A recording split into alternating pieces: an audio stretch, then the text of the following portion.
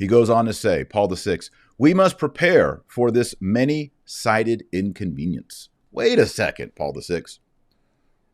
Why the new Mass is an inconvenience? He says, Paul VI, it is the kind of upset caused by every novelty that breaks in on our habits. We shall notice that the pious persons are disturbed most because they have their own respectable way of hearing Mass, and they will feel shaken out of their usual thoughts and obliged to follow those of others, end quote.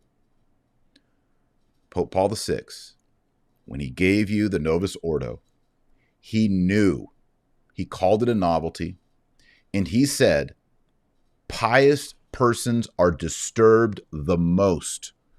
He said that.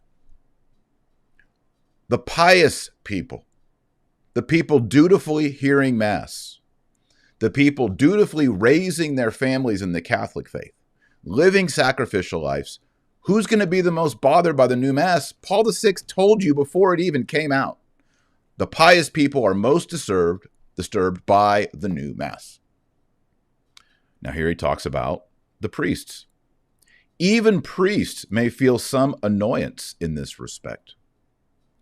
This novelty is no small thing. Again, he uses the word novelty.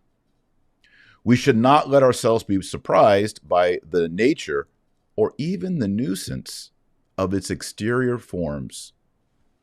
Time out, pause.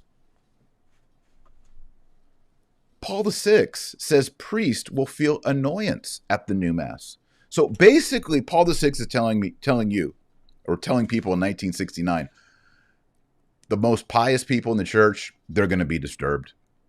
The priests are going to be annoyed by this, what he calls novelty. Now, I can hear some people saying, hey, you shouldn't call the new Mass a novelty, a nuisance, an inconvenience, disturbing. It's not me. Taylor Marshall is not on a podcast today saying all these things. I am reading you word for word a translation of what Paul VI said in 1969.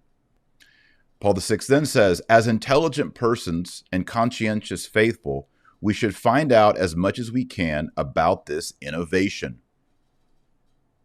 Really, Paul VI, the lay people, the coal miners up in Pittsburgh and the farmers out in the Midwest and the French and the people in the Philippines, we all need, because you're changing the Mass, we all need to find out as much as possible about this innovation. He calls it innovation.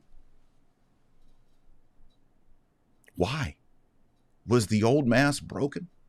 Was the old liturgy for baptism and confirmation not good enough? Did it break along the way? Was it not relevant anymore?